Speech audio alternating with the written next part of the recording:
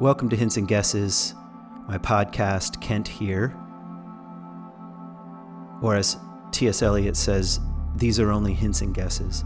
Hints followed by guesses, and the rest is prayer, observance, discipline, thought, action. The hint half guessed, the gift half understood, is incarnation or infleshment. Yeah, that's the little line that inspired this podcast and kind of the spirit with which I try to make these. So thank you for being a part of this. And I have a couple of opportunities coming up that I'm excited about that I want to share with you before we jump into the podcast. Starting in January, I want to offer a new program, a short program, 4 weeks, called Prayers and Practices for the New Year. And if you're like me, this kind of turning of the seasons also feels like a time for self-examination and reflection and trying some new things out, and I want to turn toward that. And that's the intention of this course. It's going to start January 19 and then run 4 times every other week. So January 19, February 2nd, February 16, and March 2nd. It's going to be an online course. And I want to invite as many people as possible. I'm going to make it affordable. At least I'm trying to. $150 for 4 weeks. If you're a patron, $100. And yeah, we'll gather 4 times. There'll be some teaching, there'll be conversation, and of course we'll talk about practices. And then for that 2-week period between meetings, we'll do it. And I'll do the practices too. I'm a pilgrim, just like you are, and there'll be a way of talking about kind of what unfolds between sessions. And if you miss a session, they'll all be recorded. And I really hope the kinds of prayers and practices I'd like to offer will be powerful and open some new pathways for you. I love this line from Richard Rohr. It's sort of in my library of quotes that I will probably go to my grave still remembering. Anyway, he says, we do not think into new ways of living, but we live into new ways of thinking. And so it's something like that. Practice forward, a kind of practice forward approach. And perhaps these practices will have an effect on you. And I have kind of 4 categories, and I guess I'll just give them to you. Sacred reading, I want to talk about that. I want to talk about what I am calling sacred mapping. So a way of mapping your own life and being in conversation with myths and stories. I want to talk about sacred wandering, so wandering as a practice. And then I want to talk about sacred ceremony. And we'll kind of move toward co-creating some ceremonies to sort of round out this, our time together. So that's coming up. It'll be on my website. You can sign up that way, or you can just send me an email, dobsonpilgrimage@gmail.com. Then I'll send you the 4-week outline and how to sign up, and would love as many people to come as possible. That's why I'm making it a little bit less expensive than sort of previous online programs that I've held. So, and the other opportunity I want to put out there is really for my patrons. First of all, I can't thank you enough for being a patron. In my mind, it kind of went from when I first started working with Patreon and having patrons, I thought, this is kind of like a tip jar. Like if you listen to the podcast, even every once in a while, become a patron. You can sign up for a pretty low amount and help, which will help every month put this thing out there. And I thought about it like a tip jar. But in a way, my relationship with the podcast and with my patrons has really changed, and it's deepened, and it's much more than just a tip jar. And even now in Michigan, where I'm kind of in between jobs, this has become a much more important part of how I, am able to make a living here and pay some bills. So I really, really am grateful. And so for every patron, I had this feeling, I had this idea that I would like to meet you. And some of you I already know, but, and anyway, I want to have a conversation with you, like a half-hour conversation. Like, what's going on? What are you hearing? What are you working with? What's stirring in you? Maybe you even want to work a dream, something like that. And so if you're a patron, I'm putting a plug in now. I'll also put it on the Patreon site, but contact me, and you can contact me through Patreon. As you know, just send me a private message and we'll set something up. We'll set up a Zoom, a phone call, and would love to just have a conversation with you. And obviously, if you want to get in on that, you can join Patreon, patreon.com/Kent Dobson. It's a great time of year to make commitments to things that are important. I'd just be really honored if I, would be part of the artists and thinkers that you support. I mean, what a crazy, wild age that we live in where you can directly support someone like me. So, so wanted to put that out there. All right. Let's turn our attention to some possibilities here. I want to try to make a podcast today about love, which is no easy task. It gives me trouble, and I'm not really coming as an expert, but I'm coming with my own questions, my own hints and guesses, and part of what originally inspired me, sent me down a certain kind of rabbit hole, was I heard Robert Johnson say in a lecture from Australia that I found on the internet. He said that in Sanskrit there are 96 words for love, and in Persian something like 50, and in Greek 3, maybe 4, and in English 1. And it was kind of a passing comment that he made, but I don't know. I was like, oh wow, okay. On one level, we're dealing with a kind of impoverishment of language, a kind of linguistic straitjacket when it comes to how to talk about love or what we're even talking about.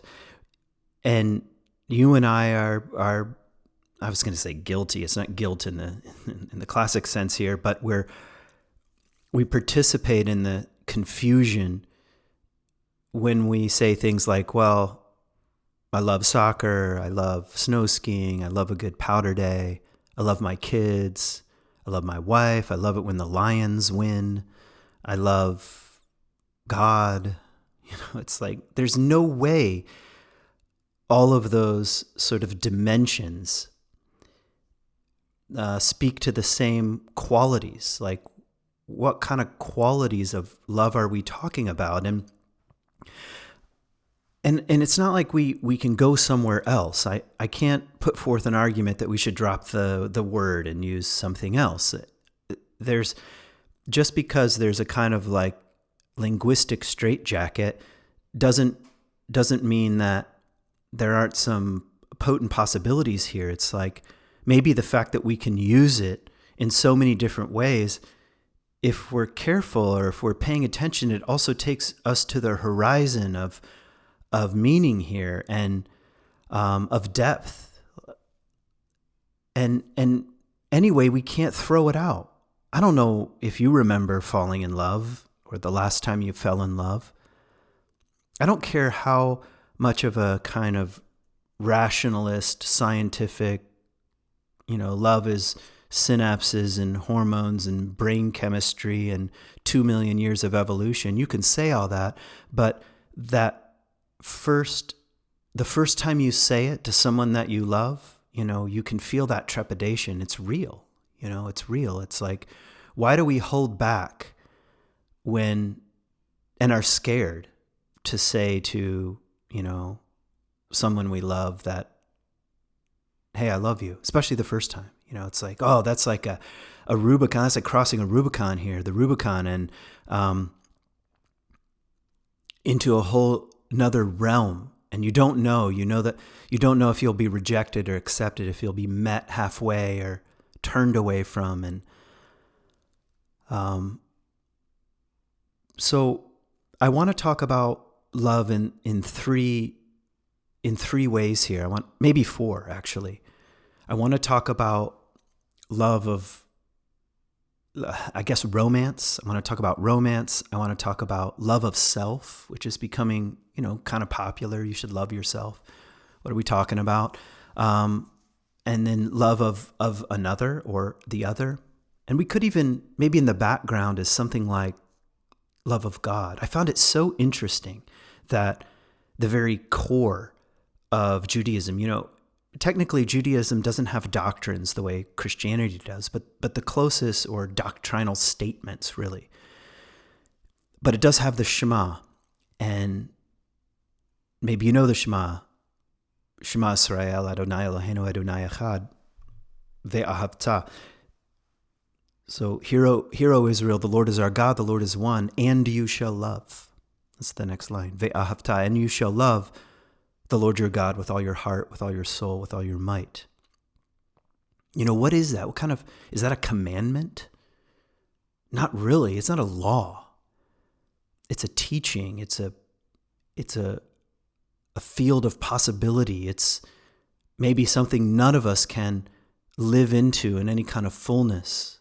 How do we love a mystery, a nameless mystery or source at the core, at the center of reality? Like, what a mysterious invitation. And of course, in the New Testament, it's also, you can find it in the rabbis in different ways, but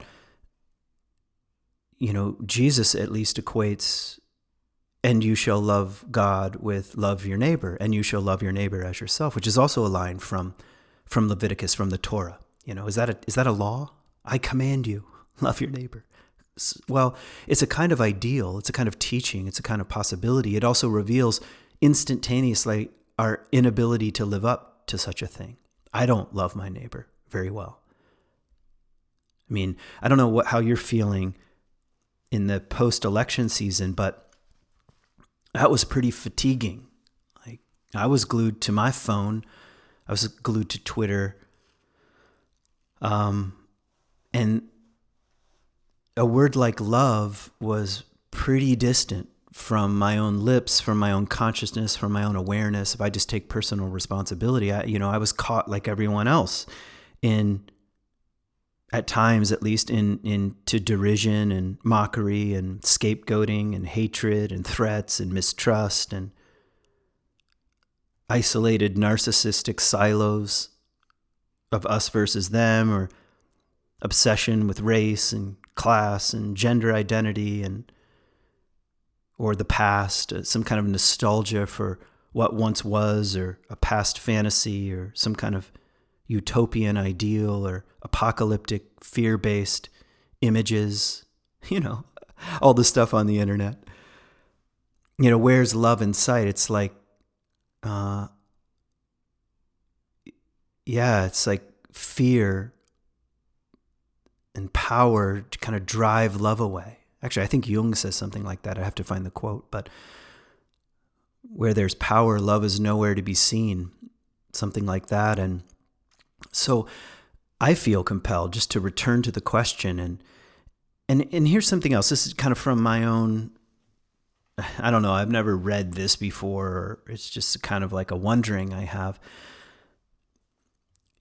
One of the things I learned from Jung is that, and I guess it's a kind of theory he had, is that human beings contain a religious instinct, and it's as real as sex and food and clothing and shelter, and it's instinctual. It's that impulse toward meaning, toward ultimate meaning.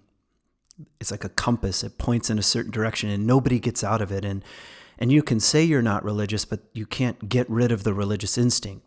That's what he claimed, at least. And oftentimes, because of this, we're likely to get attached to people and gurus and groups and ideologies and flags and uniforms and all the things that feel like belonging and connection to meaning. The religious instinct feeds that, and that's not so much my point right now. But if that's true, and we take traditional faith, organized religion, something like that, out of the equation. Whether we can do that or not is a question I carry, actually. I don't know if it's always so much a matter of our rational thought process to believe this or that or say I'm in or out. That's another story for another time. But let's just say that it's true. Well, what fills the void? And many of the things that I just said, but one of the things that I think is happening is that romance is filling that, or trying to fill and meet that craving for ultimate meaning. All right, there's no God, but maybe there's a woman out there that completes me, or a man that completes me, that brings me a sense of wholeness that I've been searching for, even though I might not even use that language. And of course, dating is now like a multi-million, billion-dollar industry of matching and connecting and swiping and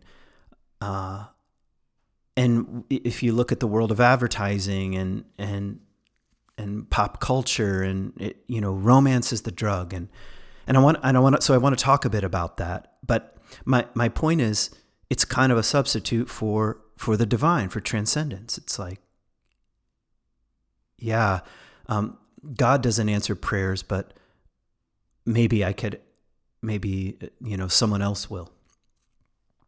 And I can have a living, breathing, flesh and blood person to meet those needs. And of course, there are problems with that and opportunities with that. So maybe that's the place to begin. I want to begin with romance and see what kind of unfolds. The first thing I want to say is almost in defense of, before I tear it down, I want to defend it. Like I'm trying to have, I don't mean this, I'm trying to have this attitude that everything has a golden side and a sinister side, or it could be mature and immature. This kind of, instead of casting everything out, saying romance is the problem and we should give up on it. No, I don't think so. It contains a little shadow and something golden as well. Okay, here's what I want to say first of all. Romance, the word, is interesting in and of itself, and that's the place to start, I think. You can hear the word Rome in it. So what in the world? What does that tell us? And the kind of etymology of the word, as far as I understand it, I'm not an etymologist here, or a linguist, but just from what I can tell, from what I've read, in its most simple definition, it kind of means the sort of vulgar speech, sort of the vulgar Latin form of speaking. So not the sophisticated, hierarchical, power-based empire, high culture way of speaking, but the vulgar. And vulgar doesn't necessarily mean bad, but almost more like instinctual and raw and relatable and everyday. So to romance is to speak in a certain way. And that became, the word romance really initially just described a way of speaking, a kind of poetic verse that was called romance. Like, turning words over in a certain way is romantic. There's a romance to it. So that's important because as romantic speech became a more important part of culture, and reciting kind of romantic verse, it fed an entire realm that was relatively new in terms of cultural evolution, the age of the troubadours and romantic adventure and the sacred beloved other, the kind of knightly, courtly fairy tales and myths. The entire Disney industry is rooted right here. I mean, that came really more in the Middle Ages, even though the word precedes it. And what was a cultural development, as far as I can tell, was marriage and love were in some ways more separate in antiquity, as far as we can tell. They're often, we think about arranged marriages, but even the attitude around love, around another human being that you might marry, this whole kind of courtly, romantic, verse-like, poetic dimension really was not part of antiquity, as far as we can tell. I mean, of course, there are probably exceptions. We can't. It's impossible to get into the psyche of someone, say, in the first century. But the possibility for romance came into the culture pretty late, and that went in deep. I mean, if you're listening to this podcast and English is your mother tongue, or other languages that came out of Europe, we're talking about a deep infusion of romantic verse and expectations in the way we speak, in our marriage rites and rituals and ceremonies, in our ideas around gender and masculine and feminine, and deeply, deeply influenced by this. And I guess I'm being somewhat cursory and unfair if you're really into history here, but the modern era, with the descent, at least it's one way of putting it, the descent of God as being the transcendent center, the point of ultimate love, like the New Testament says, God is love. With that in question, if we take Nietzsche and God is dead and there's not enough water in the world to wash the blood from our hands, what fills that void? Well, we have centuries of romantic fantasy and expectations feeding that. That's a lot. That's a lot when you go on a speed date with somebody, That's a lot out on Hinge, where in 90-minute in-person conversation, you got to get right to the, say what you want, say where you're at, as if that's possible. But we're talking about centuries of unconscious expectations are feeding into that realm. And I want to go back in time even further, because originally there were certain really important ideas that come out of the Greek world, and I'm going to add also from the Hebrew-speaking world, from the Jewish world, about really marriage is behind it, but the ultimate union or meeting of the other here, and it starts with Plato. So Plato popularized or introduced the world to the notion of the other half. That famous line in Jerry Maguire out of Tom Cruise's mouth, "You complete me." That's a Platonic idea, that there is an other half out there, that somewhere in the mystery of creation, out of the similar soil or the same soil, two souls arose, and so when we meet the other half, it's a kind of homecoming. Now that is a beautiful and haunting concept, and it does feel like that. Like, from a psychological point of view, I mean, maybe you've even felt this. You start to fall in love, and it's like it feels like I've known this person my whole life, and there is a kind of, at least there can be, a kind of sense of meeting the other half, that this is what this person was split off from me in some way, and it feels so good to come back together again. And what an interesting idea. And you also find it it's a bit more hidden in the Hebrew Bible itself, because if you look at I'm going to get into some technical Hebrew here in a second, but if you look at the way the opening chapters of Genesis are written with the Adam and Eve story, if you look at the grammar, it's very interesting and very nuanced. So initially, the word for humanity without gender is Adam, or we would say Adam. It says Adam. God created Adam, and we think, oh, God created a man, and he's like walking around doing man things. But really, gender is introduced later in the story. Adam means humanity, and it really means red or earth. And so what happens in the narrative is God creates humanity, and then humanity falls asleep, and from it, in English or in the King James, it will say from the rib of Adam, God creates Eve. Well, the same word in Hebrew means just side. Hebrew is what's called a poor language, kind of like love is English isn't considered a poor language, but it is when it comes to love. One word that's supposed to mean all kinds of things, and Hebrew is like that. And the word here is side. So it really, one way of reading it, and straight from the medieval rabbis, is that Adam was a kind of androgynous, masculine and feminine totality, and then God put humanity to sleep and divided them in two.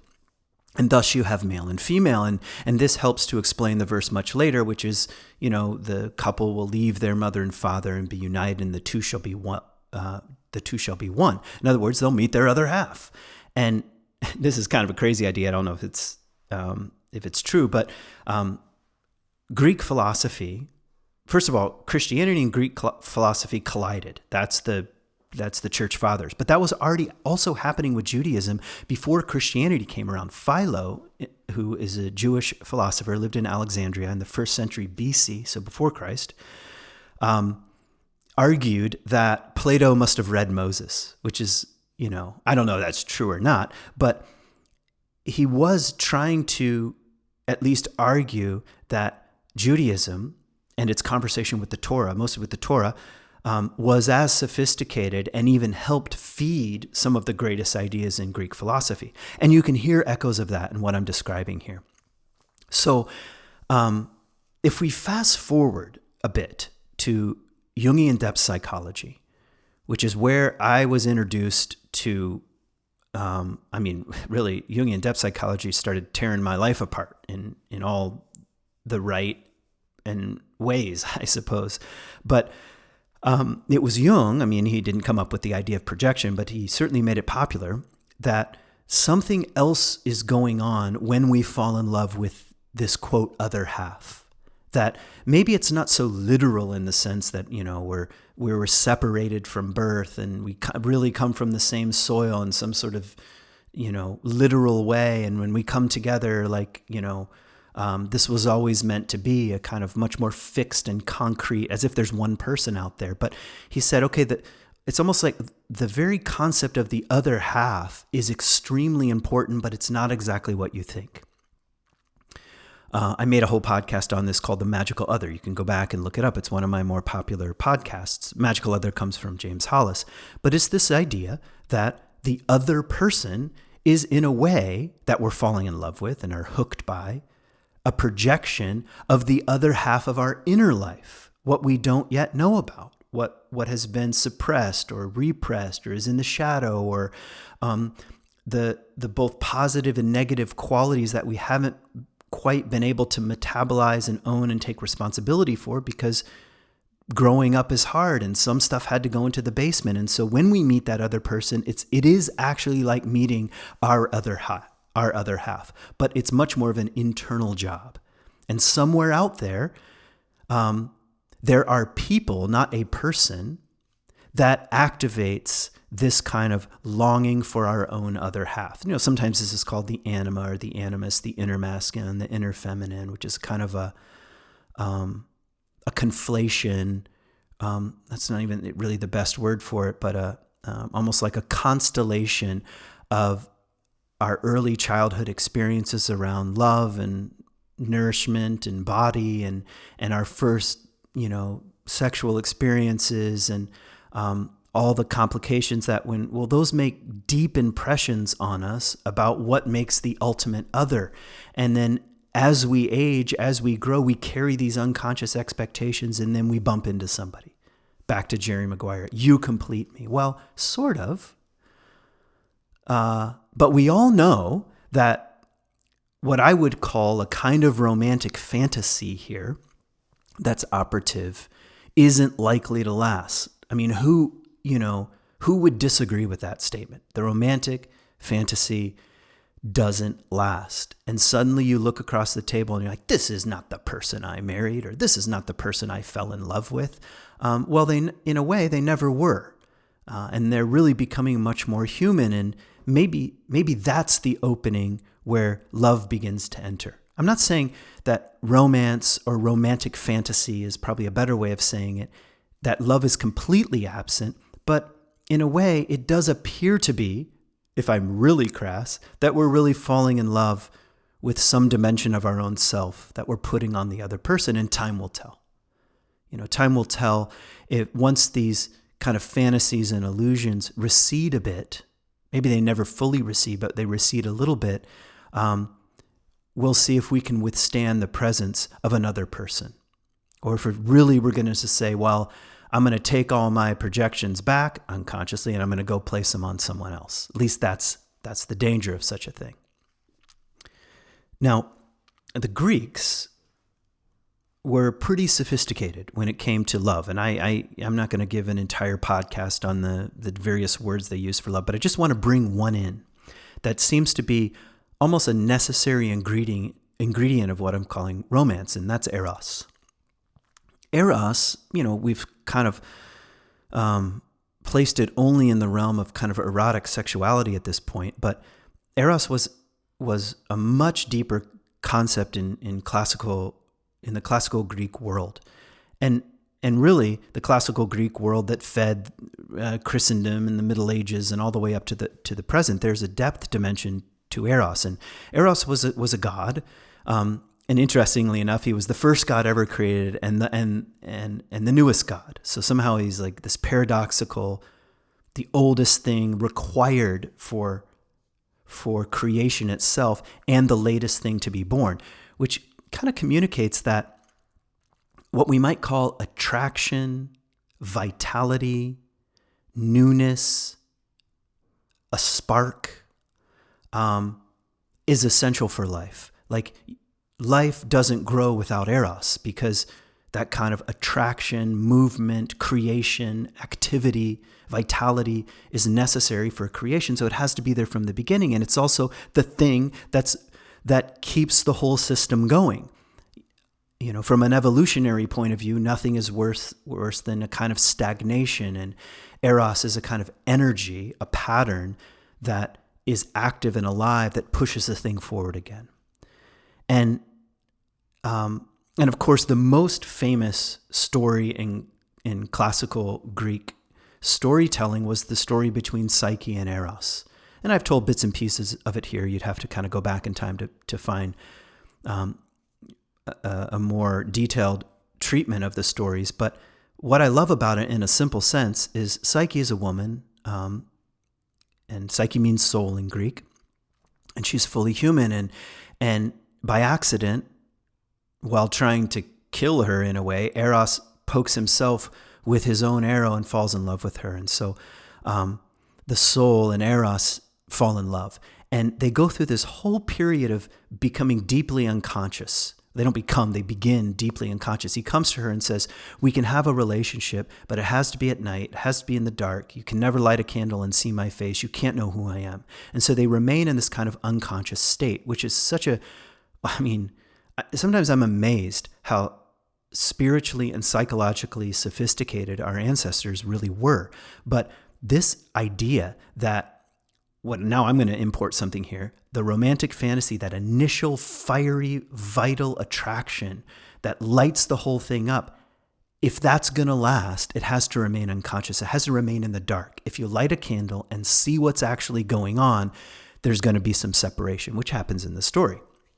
Now, that's as much as I want to tell that, but I just wanted to say that romantic fantasy isn't just like a bunch of it sounds kind of lame when you say, I'm just projecting onto them unfinished business onto my partner or whatever, my girlfriend, my boyfriend. I'm just projecting a bunch of parental wounds onto them. That's probably true. My failures and disappointments as a lover, or whatever, as an adolescent, I'm projecting onto them. I'm going to own all this stuff back, do some deep work, but some powerful forces are at work. That was my point. That Eros, when activated, it's like a god. It's like an arrow that comes and runs you straight through.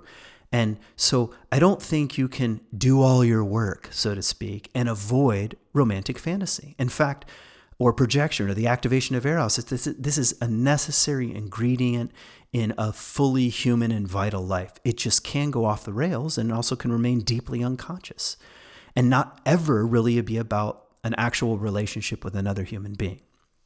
So again, it's like opportunities and dangers, like golden and sinister. They're all in the same water here. I think that's important to say because I'm trying to give romance a fair shake. It has a place in the human experience. But is it love? It seems like much of the contents of it is really much more like projection. But projection is important. How else are things supposed to become conscious? We first have to put it out there in the world to see it, to experience it, to have a relationship with it.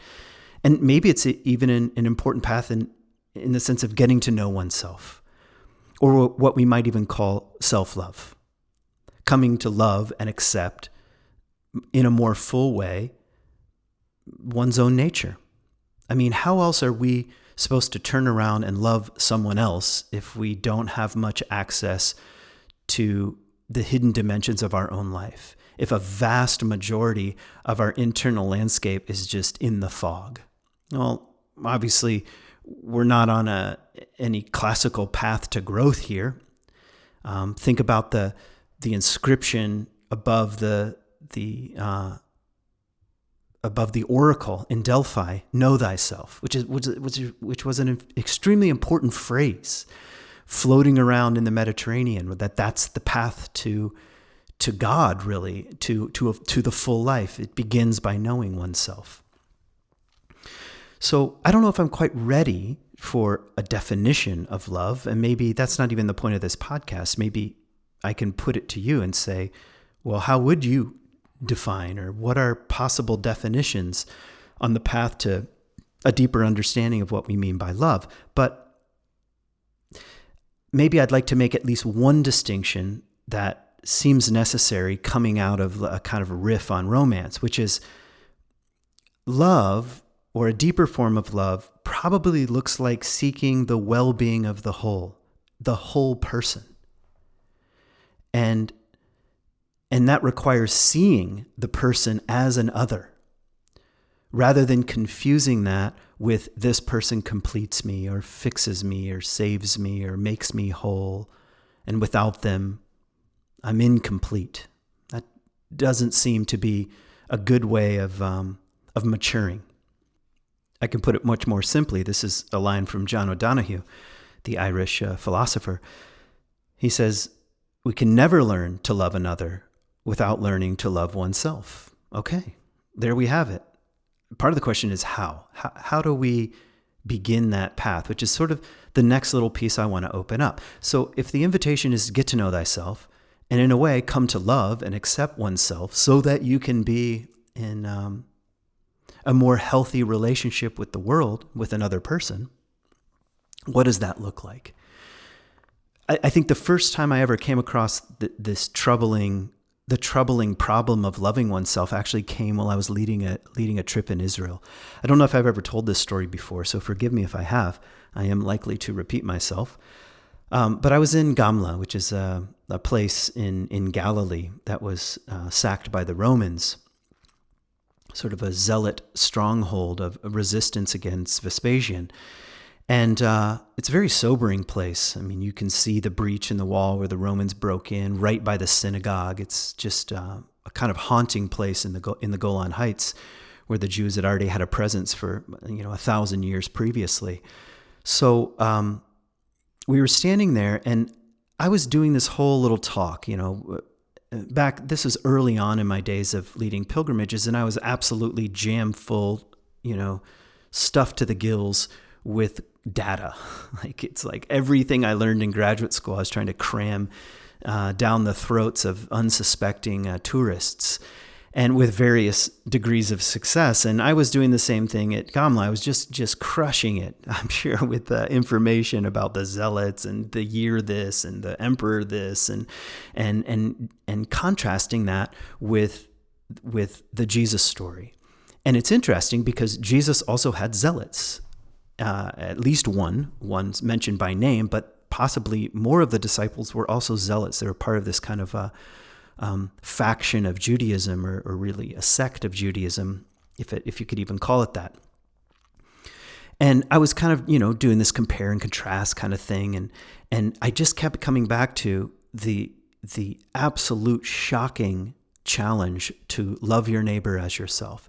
And Jesus goes on to make that even harder by defining the neighbor as the enemy through, various teachings. I don't want to go into the whole thing, but I was saying, can you imagine telling a zealot to love their enemy? What would that even look like? And even as I'm saying it now, that's like such a troubling thing, which I think is part of what makes Jesus so evocative and attractive and sometimes repulsive, and maybe even why he won't go away. Like, you can't cram he doesn't seem to fit neatly into any category. So anyway, I was going on and on about loving your neighbor as yourself, and I got to the end of my little spiel, and it's always a conversation. So we're having, people are asking questions, is kind of just this open dialogue, and someone very innocently and kind of beautifully just stopped me right in the middle of this, my pontificating, basically, by asking this question: what if you don't love yourself? Like, it's all well and good what you're saying, love your neighbor as yourself, but I don't love myself, is what she was saying. And I really had no response. I mean, I tried. I'm sure words came out of my mouth, but I did know to say that I don't really know, and that's an important question. And it really got under my skin. Like, oh, maybe there's a kind of reciprocal dynamic. If you hate yourself, you're likely to pass that on. And maybe to put it another way, you can't possibly turn love, care, and concern toward the other, much less the enemy, if you can't extend love, grace, compassion, love, and understanding to your own mixed up, wild, aimless, misguided, and beautiful life. How do you love yourself? And I think even today, like, that was, I don't know, that was a long time ago. That was probably like more than 15 years ago. And that story still stayed with me. Maybe it was like a kind of ticking time bomb in my own life as I'm thinking about it now, because one day I had to come back around to that question. What's going on inside? Who am I? And if I say I'm loving myself, what part of myself? Am I loving my ego? Am I coddling my complexes and whatever sub-personalities to psychologize it? Am I affirming something that actually is mostly false, a kind of persona? Yeah, that's a lot of what passes as self-love these days, if we're honest about it. Like, shoring up what Ken Wilber would call shoring up the small self, bolstering it, pumping it up. And maybe that's needed to a certain extent in an age where even the ego or the self is quite fragmented, but that's not love in any deeper sense. Until you can look in the mirror and see that the enemy is you, I mean, I don't think there's any way to even proceed. And that's one of the things that happens with good, two things: good religion and potentially good therapy. And I mean, therapy means, in a way, listening to the soul. So listening, like, to the deeper dimensions of oneself, or good religion in the sense of self-examination. I mean, read the church fathers and mothers sometime. They are no strangers to what they called the demons, the demons within that are likely to surround the soul and attack. And I mean, we would use much different, psychologized language, but we would be describing the same kind of terrain. So when you sit down at the table of the self, who's there? And yeah, you look around and you see you begin to see what was originally in the fog, but your hang-ups and your complexes and your coping strategies and your fears and your mistakes. And it takes tremendous heart and courage to sit there and say, okay, all of these voices are at the table. I don't need to drive them away anymore, or pretend they're not there, or numb them. What is it going to look like to turn toward these dimensions of myself with a little more grace and compassion and forgiveness, and also challenge. Like you don't, you may have run the ship for the last 10 years, but you don't need to take the captain's wheel, if that's even a thing, captain's wheel. You don't need to take the wheel here. And so I'm sort of describing some distinctions between just self-love, like I accept all these parts about myself, and the other side of that coin which is what would it look like to mature, to change, to say thanks for helping me, but I don't want to live like this anymore. Like any good alcoholic, like I can't do this. I'm not the manager of my life, and I need some help, and I don't want to live this way anymore. And that kind of admission opens up a kind of maturity, really, a kind of possibility of maturing. Okay, I want to read a little longer passage here in light of what I'm saying from John O'Donohue's book, Anam Cara, which means soul friend. Here's what he says. You can never love another person unless you are equally involved in the beautiful but difficult spiritual work of learning to love yourself. There is within each of us, at the soul level, an enriching fountain of love. In other words, you don't have to go outside of yourself to know what love is. This is not selfishness. It is not narcissism. Rather, this is the wellspring of love within the heart. Through their need for love, people who lead solitary lives often stumble upon this great fountain. These are like the saints and mystics. They learn to whisper awake the deep well of love within. This is not a question of forcing yourself to love yourself. How interesting.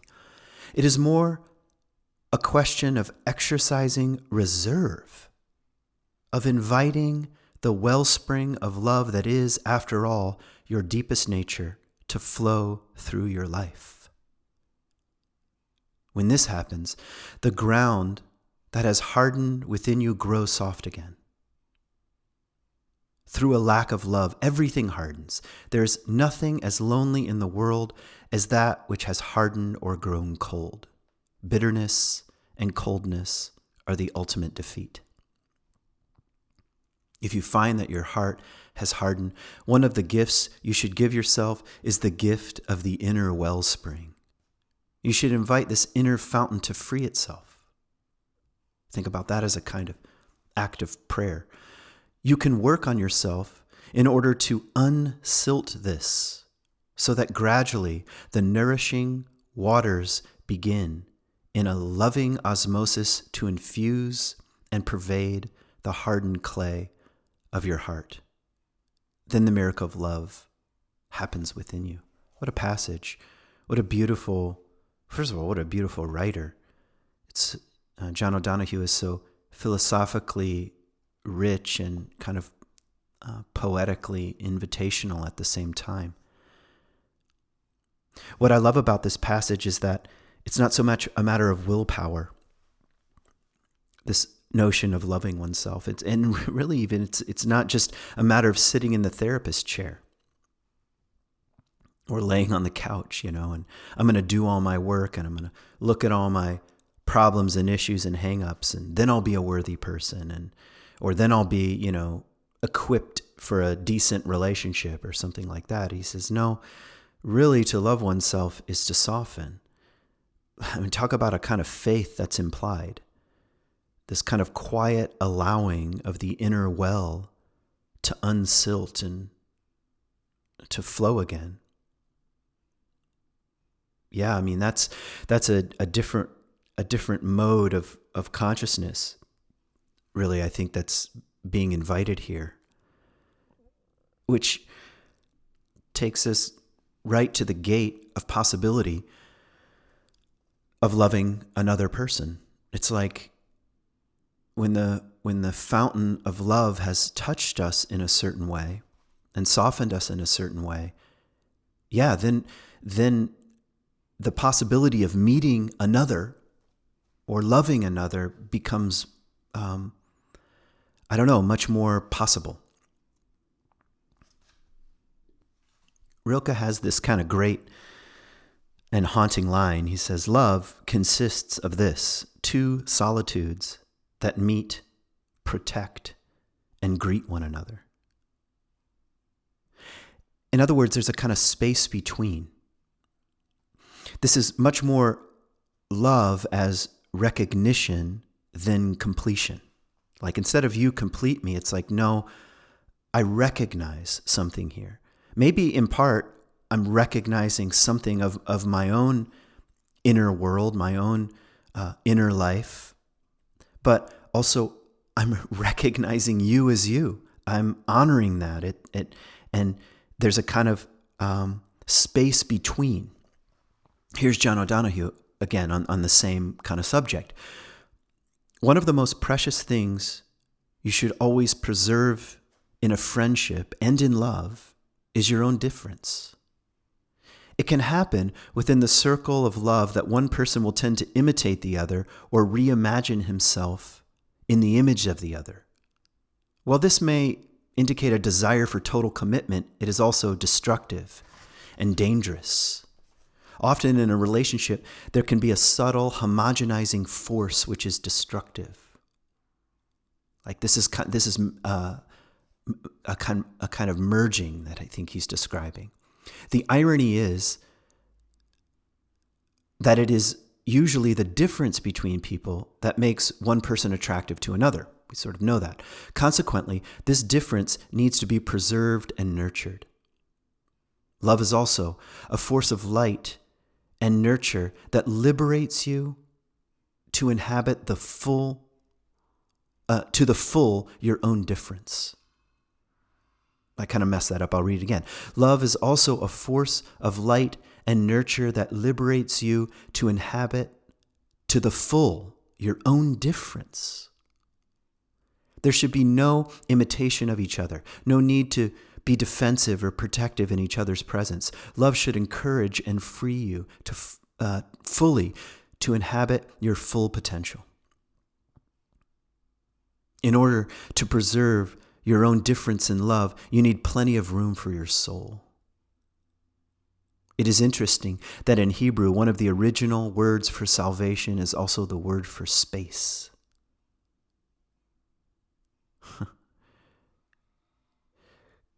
Khalil Gibran says, "Let there be spaces in our togetherness. Let the winds of the heavens dance between you. Space allows your otherness to find its own rhythm and contour." So this is such a, I think, nuanced and kind of counter-cultural way of speaking about love. Instead of merging and completing, and which is a kind of infantilizing tendency, a kind of to return to the womb, to return to the Garden of Eden, that's the kind of magical other regressive desire we have. Instead of moving in that direction, there's a kind of recognition that's possible, a kind of loving that involves seeing as much as possible the wholeness of another person and wanting and creating the right kind of space, wanting to create the right kind of space in which they can reach their fullness. And to be loved in that way, I mean, that is a profound and life-giving and vital experience. To be given room and space, to be oneself and with, faults and all. So, okay, let me just kind of regroup here and try to find a kind of pathway to close here. And so far I've talked a little bit about romance, tried to talk a little bit about self-love, and here I've tried to say a few things about loving another, loving the other. And maybe I just want to say a couple things about the mystery of God here, the mystery of loving God or being loved by God. And which already John O'Donohue was kind of wading into with his mention of the wellspring. And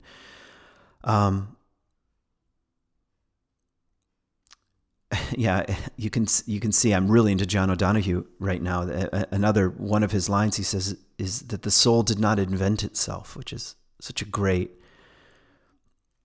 possibility. The soul did not invent itself. It's like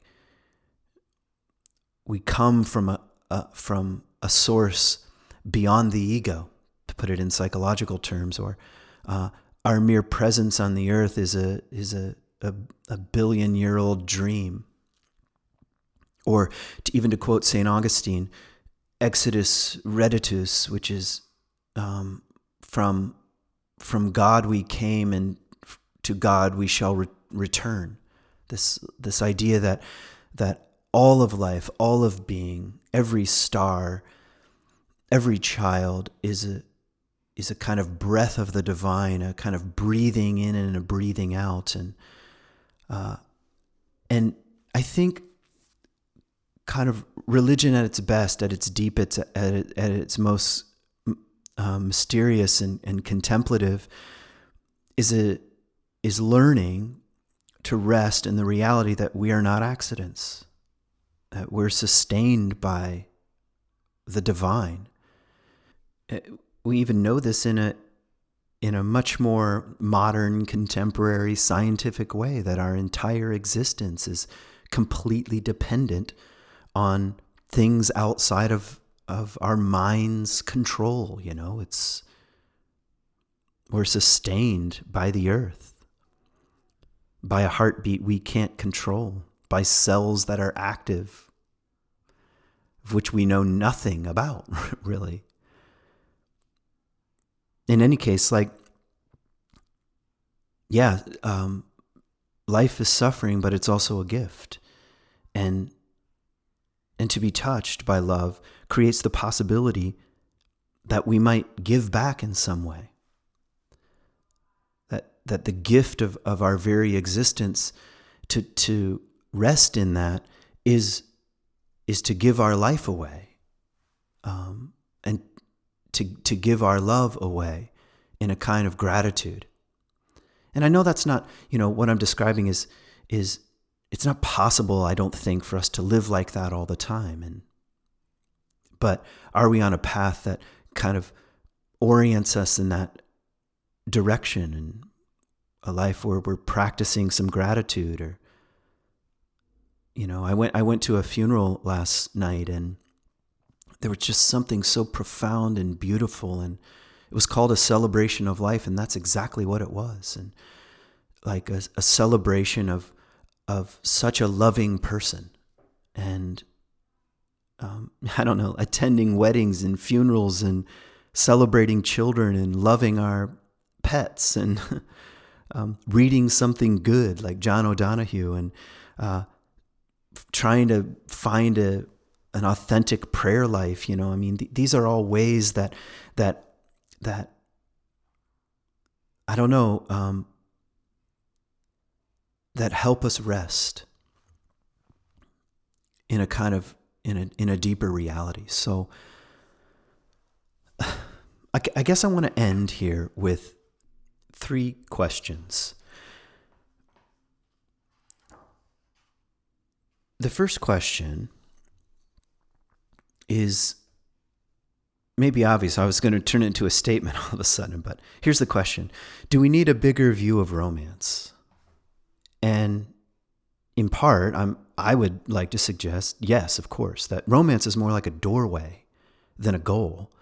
And what would that mean, to have a bigger view of romance? Well, for one, expanding the poetic verse of speaking, a way of speaking, a romantic way of speaking, out beyond a fixation on a single person.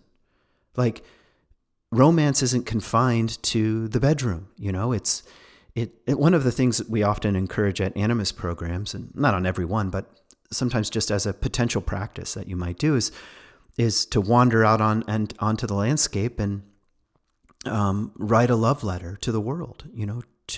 to a particular place. That's a kind of romancing the world, a kind of poetic verse that opens up the heart to a much bigger view of what it means to romance. And I mean, and that's just to name one area, and yeah, we need a bigger view of romance and some consciousness around that when we meet the other half, or if we go back through the list of important people or intimate relationships that we've had, it's possible that each of those has its own invitation to a deeper inner life, to recovering and seeing more of the hidden dimensions of our own psyche, our own gifts and our own possibilities and our own shortcomings. Do we want to spend the rest of our life just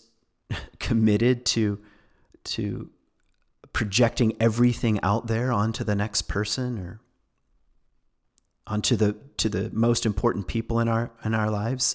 No, I think a maturing person wants to at least have one eye open and one eye closed, and that closed eye is to look within. And maybe another thing that's coming out of this, a bigger view of romance, is that our own understanding of eros is way too small. That living a kind of a life of vitality is a holistic opportunity. It's not confined to the bedroom, to between the sheets or whatever. Sometimes when I have the opportunity to hike above tree line, like I'm in some wild place where you can get up above tree line, it gives me like a strange feeling, and it's a kind of sensual feeling. I'm not saying sexual. I'm saying a kind of sensual, erotic vitality that is the very essence of creation itself. That it's constantly pouring itself forth, and that's to feel that eros is not confined to sex, is where we want to place it all the time. So, and that's to feel more connected to the world, not just connected to a person.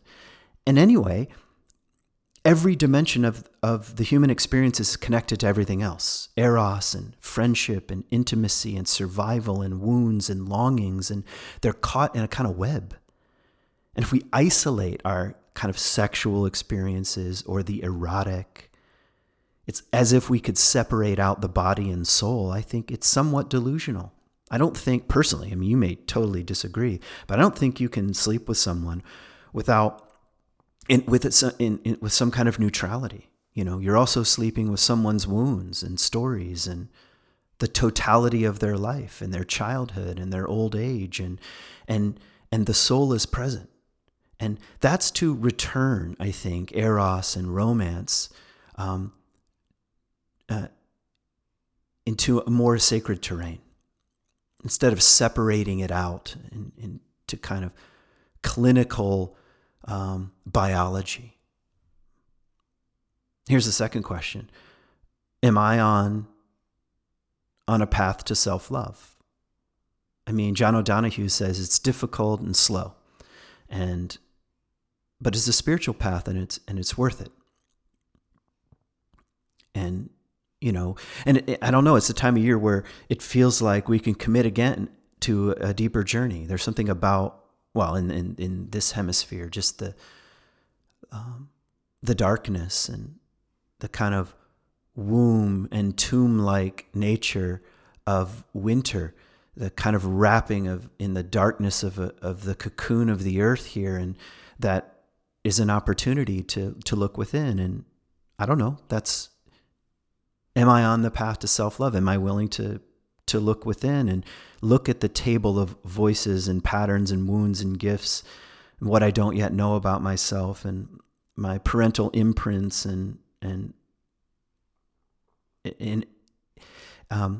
with the kind of aim of learning to love all these parts and to see my own vices and virtues, my gifts and hang-ups. I mean, just my raw humanness. Like, all right, I'm not a saint here. And okay, and here's the third question. Do I have a spiritual life in which I'm softening to the possibility of being loved and seen by God, or by the divine, by the mystery, by love? You know, is it possible to cultivate a kind of spirituality where I might meet the wellspring, to use John O'Donohue's phrase, and to me that's a challenge. Like, I actually hear a lot from people. It's not. I mean, I suppose it begins in the New Testament. God is love. That's a direct kind of statement in the New Testament, but it's also kind of floating in the culture. It's even floating in the kind of non-religious culture. I don't believe in, in the Christian God, but I believe that God is love, which is it's kind of funny. But sometimes when I hear people talk like that, or I can even hear myself saying it right in this moment, God is love. On the one hand, I hear all of the saints and mystics that I trust, at least, speaking in a similar way. It's like they've descended in closer to the source, and their way of describing that is to say, actually, at the center of centers is we find love, and I want to trust that, but also, if I'm honest, I kind of go blank. Like, God is love, or you should love God. It's like sometimes I have a blank stare. I don't know what that means. I kind of shake my head, and part of, at least a guess I have, is that this is out beyond the horizon of the rational. Like, I can't figure it out. There's not a kind of a theological or philosophical equation. This plus this plus this plus this equals God is love, and now I get it. It's like out beyond at least my capacities to think, out beyond my intellectual, chops. And maybe that's as it should be, and maybe it's not so much a matter of belief, but of trust or faith or longing and wondering. And yeah, so I'd like to have a spiritual life where I'm learning to soften to the possibility of being loved, and in turn learning to love. I think one of the it's like a kind of secret that Jesus maybe gives us when he equates loving God and loving your neighbor is the same thing. To love God is to love the neighbor, and to love the neighbor is to love God. It's like, all right, if you have that blank stare, I don't know what that means anymore. Sort of to love of a nameless mystery. Well, Jesus is saying the nameless mystery is somehow incarnating itself in the entire created order and in your neighbor. So there you go. Start there. Yeah, and I can definitely say, as honestly as I can, as honestly as I'm able to say, I have some growing up to do when it comes to just loving the people in my life, the neighbor and the other, and those, you can imagine a kind of like ripples in the pond, the rings moving out across the neighborhood and the landscapes and the earth and the cosmos. Like, if God's love is that big and also pours into the heart in some way, then it's possible for me to say yes and to love in a similar kind of way. And at least that's what I'm presently, musing on. And I want to end with a passage from Paul. You probably heard it at the last wedding, if it was like a Christian wedding you went to. It's one of his more famous passages to the people in Corinth. And one of the things I love about Paul, especially now that, I don't know, maybe the scriptures, the Bible, sacred texts, it's kind of like circling the mountain for me. And like I come back around to these things and I hear them again. I'm like, oh, I hear them with new eyes. And sometimes I feel really far away, like, oh, I have no connection with Paul. I don't know what he's talking about, or I don't really even think about it. And then around the mountain I come again, and it's like, whoa, there's a kind of genius here. And one of the things I like about Paul is that he didn't know he was writing the New Testament. He's like not being a sophisticated theologian. He's just writing a letter to people he loves. And he has this whole passage on love, and I want to end with this. Love is patient. Love is kind. It does not envy. It does not boast. It is not proud. It does not dishonor others. It is not self-seeking.